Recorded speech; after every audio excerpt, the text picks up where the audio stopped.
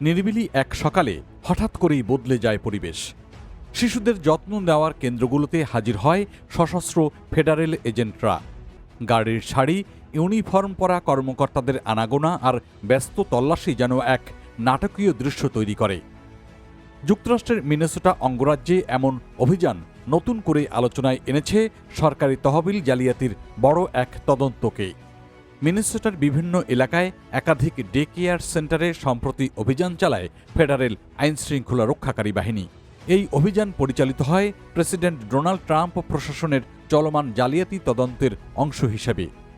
অভিযোগ রয়েছে, সরকারি সামাজিক নিরাপত্তা কর্মসূচির অর্থ অপব্যবহার করা হয়েছে, সে কারণেই এই অভিযান। মিনিয়াপলিস এলাকার কয়েকটি শিশু যত্ন কেন্দ্রে সশস্ত্র এজেন্টদের উপস্থিতি স্থানীয়দের মধ্যেও উদ্বেগ তৈরি করেছে।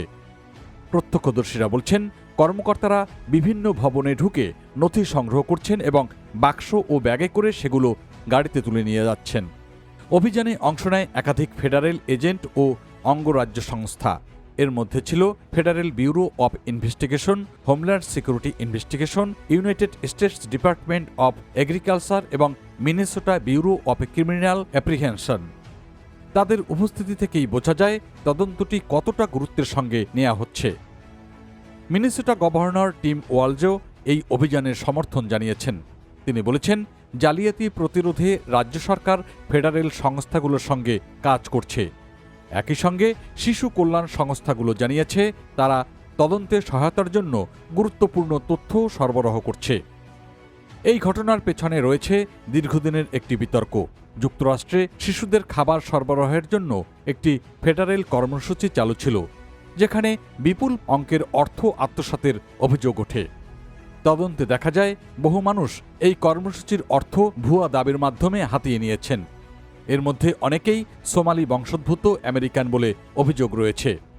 এই তদন্ত নতুন নয়, এর সূচনা হয়েছিল আগের প্রশাসনের সময়। তবে বর্তমান প্রশাসন এটিকে আরও জোরালোভাবে এগিয়ে নিচ্ছে। এরই মধ্যে ৬০ জনেরও বেশি ব্যক্তি দোষী সাব্যস্ত হয়েছেন বলে জানা গেছে। এদিকে মিনেসোটা অঙ্গরাজ্য ও ফেডারেল সরকারের মধ্যে উত্তেজনাও কম নয়। সম্প্রতি অভিবাসন অভিযান নিয়ে কঠোর পদক্ষেপ নেয়ার সময় দুজনের মৃত্যুর ঘটনা পরিস্থিতিকে আরও জটিল করে তোলে। অন্যদিকে যুক্তরাষ্ট্রের ভাইস প্রেসিডেন্ট জেডি ভ্যান্স ফেব্রুয়ারিতে মিনেসোটার জন্য $243 মিলিয়ন মেডিকেড তহবিল সাময়িকভাবে বন্ধের ঘোষণা দিয়েছেন। এই সিদ্ধান্তের বিরুদ্ধে রাজ্য সরকার মামলা করে। তারা সতর্ক করে দেয় যে এতে নিম্ন আয়ের মানুষের স্বাস্থ্যসেবা ব্যাহত হতে পারে।